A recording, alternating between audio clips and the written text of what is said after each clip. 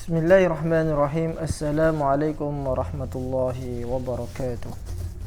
Alhamdulillahi rabbil alamin. Wassalatu wassalamu ala ashrafil anbiya'i wal mursalin Sayyidina Muhammad wa ala alihi wa ashabihi ajma'in. Wala hawla wala quwwata illa billahil aliyyil azim. Rabbi shrah li sadri wa yassir li amri wahlul 'uqdatam min lisani yafqahu qawli wa ba'd. Para pemirsa, kaum muslimin, kaum muslimat dimanapun Anda berada, pecinta LDNU Kedung Jajang Lumajang, rahimani wa rahimakumullah.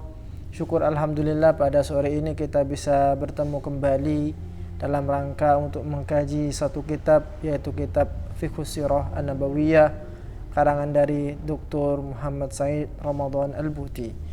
Mudah-mudahan kita semua senantiasa mendapatkan limpahan rahmat, taufik, inayah dari Allah Subhanahu wa taala. Amin ya rabbal alamin. Salawat serta salam mudah-mudahan tetap tercurah limpahkan kepada junjungan kita Nabi Agung Nabi Muhammad sallallahu alaihi wasallam.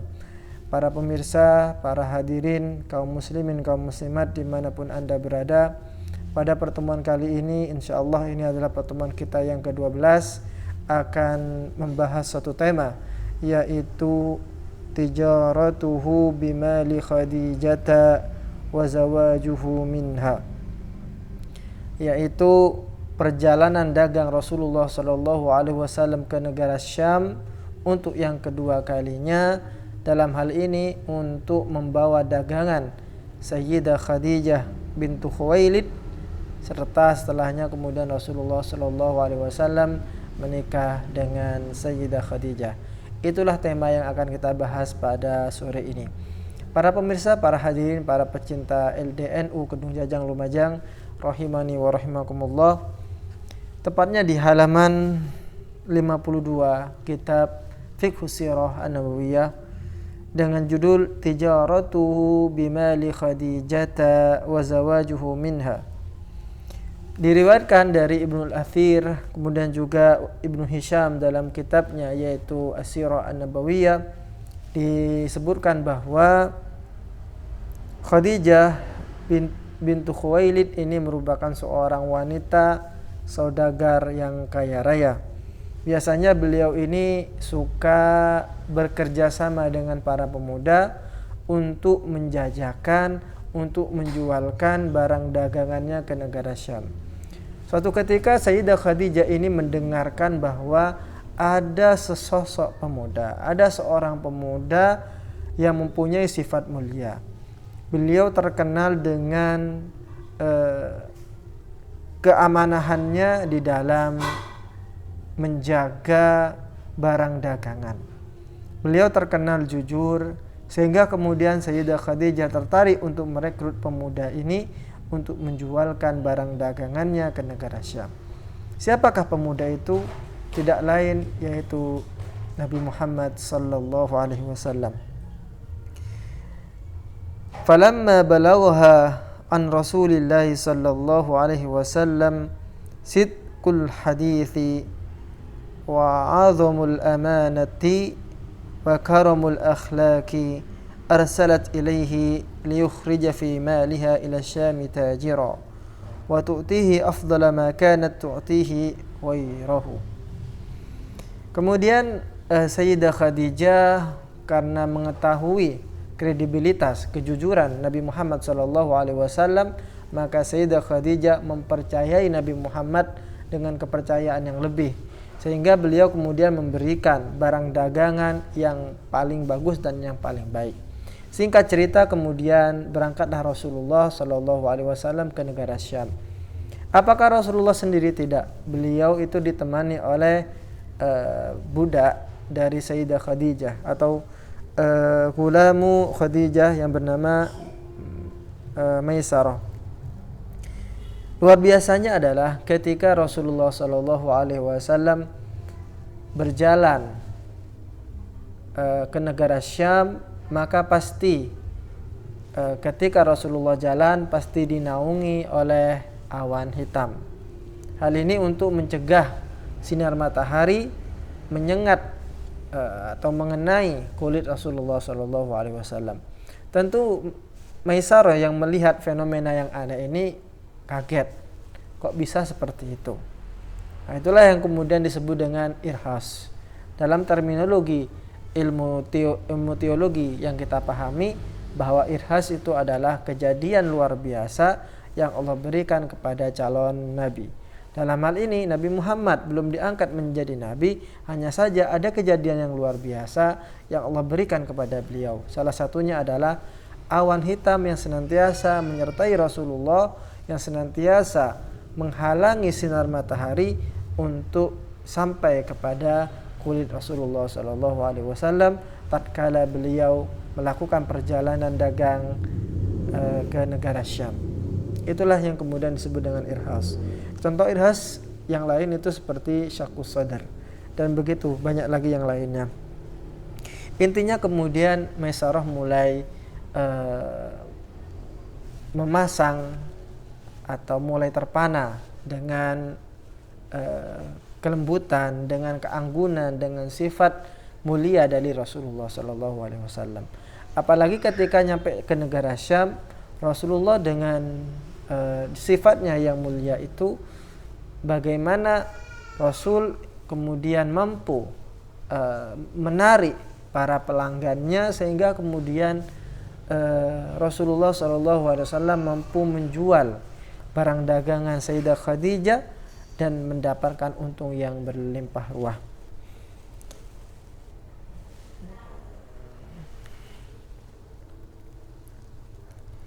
Wa'ada ila Khadijata bi arbahin mudha'afah. Kembali kepada Khadijah dengan untung yang sangat besar. Ketika Khadijah mengetahui kejadian itu, tentu kemudian yang muncul adalah, oh kok bisa? Ini karyawan, maaf kalau bisa dikatakan karyawan, baru tapi bisa mendatangkan keuntungan yang sangat luar biasa. Nah, ini apalagi kemudian dari Maisarah ini Khadijah mengetahui bahwa pemuda ini sangat istimewa. Nabi Muhammad SAW ini sangat istimewa dengan sifatnya, dengan keanggunannya, dengan kejujurannya. Jadi beliau di dalam berdagang, meskipun mengambil untung yang sedikit, hanya saja Rasulullah mampu menarik pelanggan, sehingga meskipun dagangannya sedikit dan karena laku keras, maka pada akhirnya ya untung juga, dan untungnya ini berlipat ganda. Fa'ajabat Khadijatu bi'azimi amanatih, maka kemudian Sayyidah Khadijah ini takjub dengan amanahnya Rasulullah SAW. ولعلها دهشت لما نالها من البركة بسببه فعرضت نفسها عليه زوجة بواسطة صديقتها نفيسة. Akhirnya kemudian Sayyidah Khadijah ini terpana dengan Rasulullah SAW dan menawarkan diri untuk dinikahi oleh Rasulullah SAW melalui perantara temannya, yaitu Nafisah. Jadi dimakcomblangi kalau dalam bahasa anak muda saat ini oleh Nafisah. Fawafaqan Nabi, maka kemudian Rasulullah SAW setuju dengan proposal yang diajukan oleh Sayyidah Khadijah. Wa kallama fi dzalika a'mamahu, kemudian Rasulullah meminta musyawarah bersama para pamannya, dengan Abu Thalib, dengan paman-paman yang lainnya, Abbas dan seterusnya. Fakhatabuha lahu min ammihi Amr ibn Asad. Maka kemudian para paman ini datang untuk meminang Sayyidah Khadijah untuk Sayyidina Muhammad sallallahu alaihi wasallam. Jadi meskipun kita lihat di sini suatu pelajaran, meskipun yang menginginkan pertama kali untuk masuk ke jenjang pernikahan itu adalah Sayyidah Khadijah, tetapi untuk memberikan kesan bahwa yang ingin itu adalah Rasulullah, Maka Rasulullah datang kepada Sayyidah Khadijah dengan membawa paman-pamannya, karena Rasulullah tidak ada sesepuh yang bisa menemani Rasulullah. Kita tahu bahwa orang tua beliau meninggal sejak Rasulullah kecil.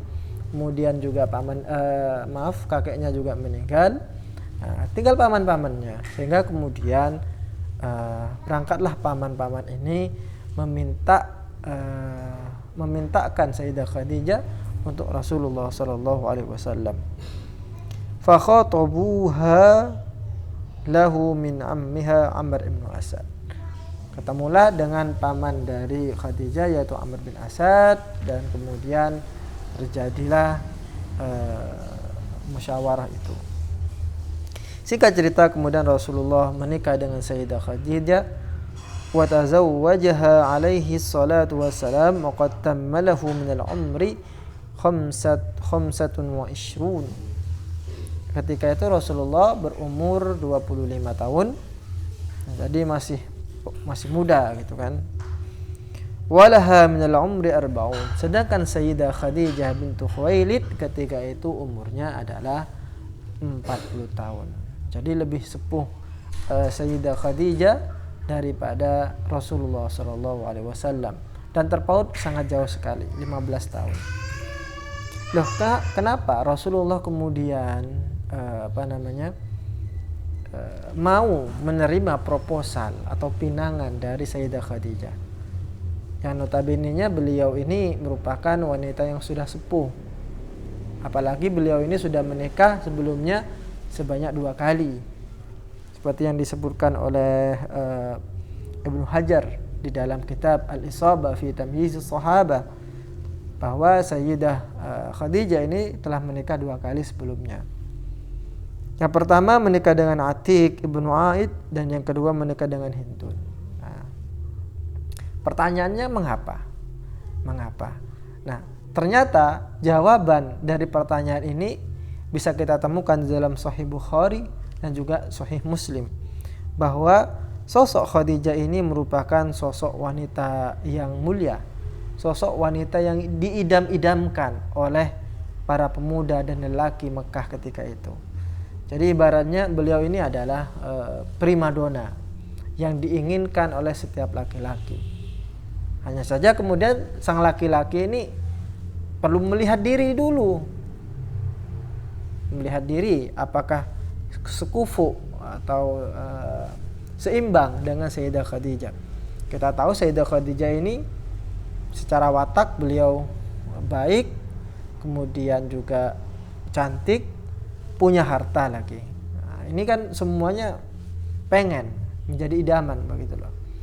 Hanya saja tidak ada yang berani untuk meminang Sayyidah Khadijah. Malah kemudian Sayyidah Khadijah yang menjadi primadona ini kemudian malah justru menjatuhkan pilihan kepada sosok pemuda yang amin, yaitu Rasulullah sallallahu alaihi wasallam.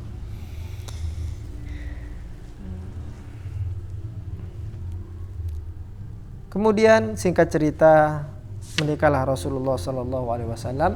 Nah, untuk proses bagaimana menikahnya ini nanti kita akan perjelas penjelasannya pada pertemuan yang akan datang.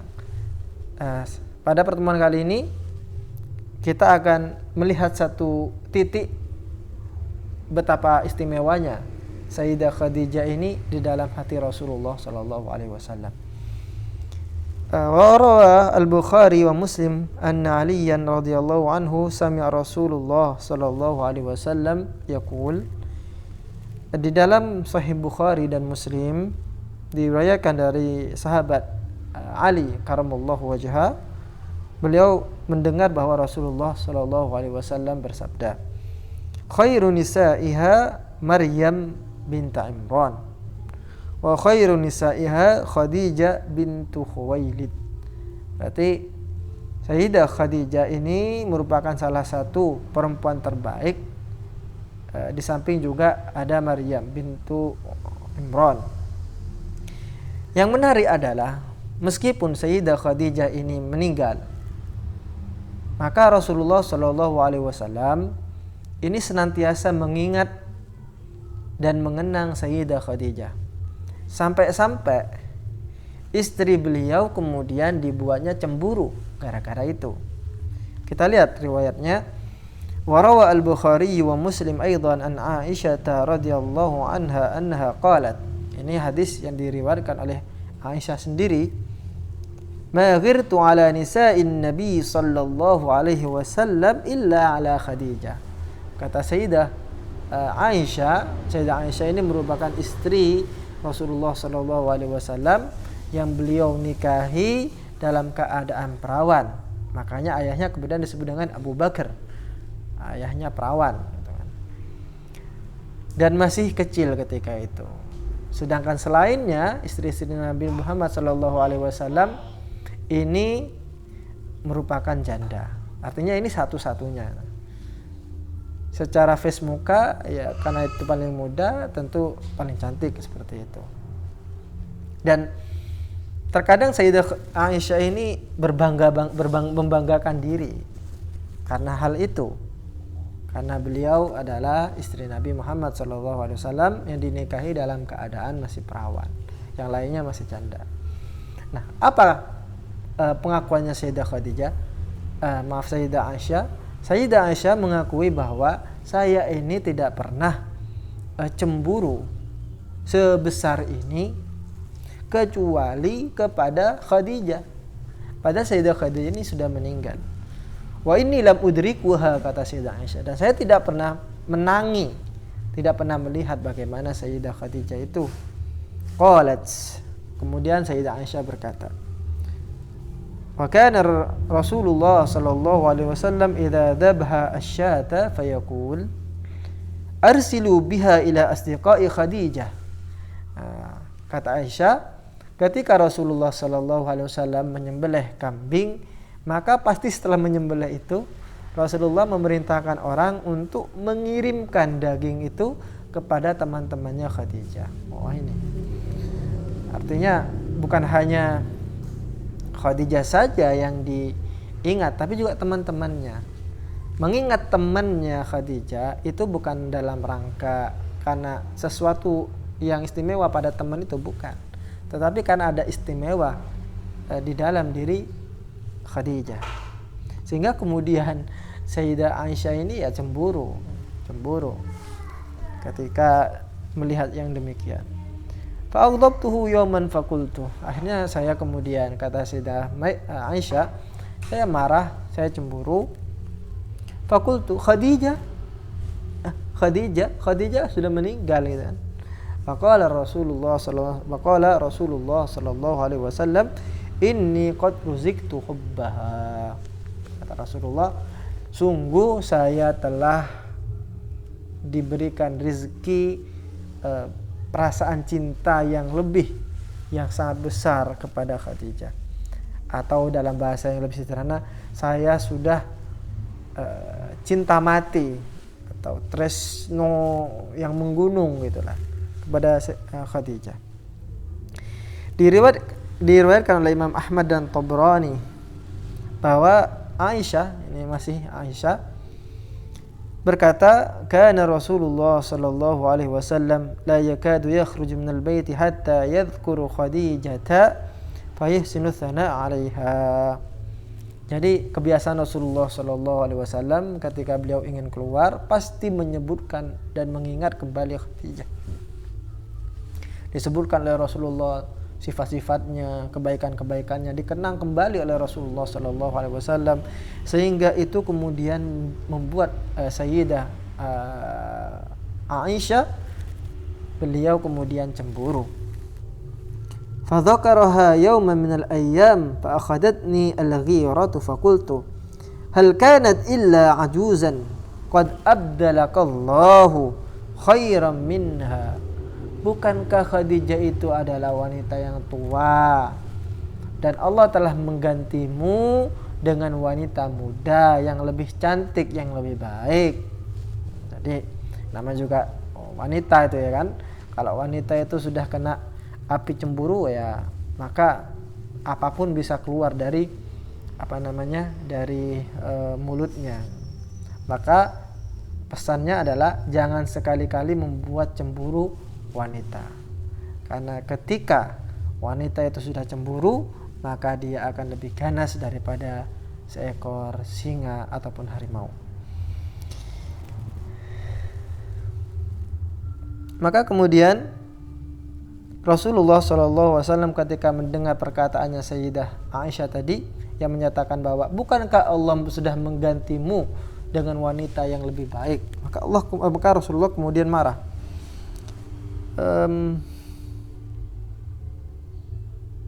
Faghadiba thumma qala la wallahi ma abdalani Allahu khairan minha. Demi Allah, kata Rasulullah, tidak, Allah itu tidak sekali-kali pernah menggantikan posisi Sayyidah Khadijah kemudian digantikan dengan yang lebih baik darinya. Artinya bahwa yang terbaik bagi Rasulullah SAW itu adalah Khadijah, dan itu tidak akan pernah tertandingi.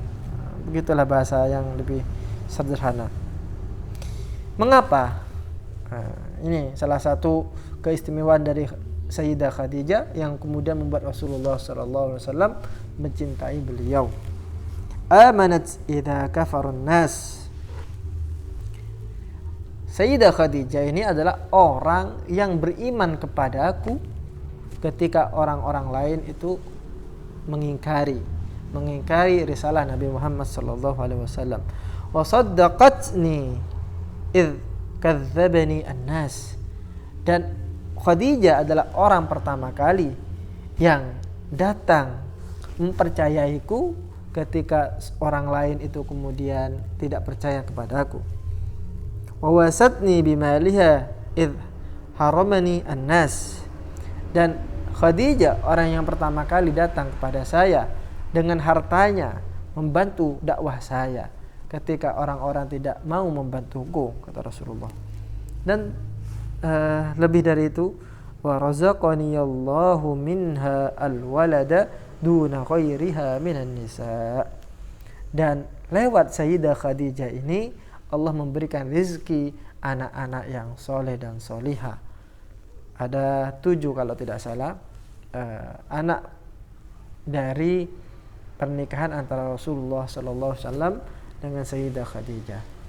3 laki-laki dan 4 perempuan. Ini kalau tidak salah. Artinya di sini bahwa kita melihat bagaimana cinta Rasulullah SAW kepada Sayyidah Khadijah begitu besar, sehingga Rasulullah tidak pernah mempoligami Sayyidah Khadijah semasa umur Khadijah sampai beliau wafat, tidak pernah menikah lagi. Baru setelah Sayyidah Khadijah wafat, kemudian Rasulullah menikah. Itu pun juga menikah dengan wanita-wanita janda, kecuali cuma satu saja yang tidak janda, yaitu Sayyidah Aisyah tadi itu. Ini menunjukkan bagaimana posisi yang sangat istimewa dari Sayyidah Khadijah di dalam hati Rasulullah SAW. Sehingga Rasulullah ketika mengetahui bahwa Sayyidah Khadijah telah meninggalkan Rasulullah dan kembali ke hambaan Allah Subhanahu wa taala, Rasul begitu bersedih sekali. Dan tahun di mana kejadian itu terjadi disebut dengan Am Husni, tahun kesedihan. Mudah-mudahan apa yang kita sampaikan menjadi ilmu yang bermanfaat. Jika ada keterangan yang salah, baik itu disengaja ataupun tidak disengaja, Al-Fakir mengucapkan mohon maaf yang sebesar-besarnya.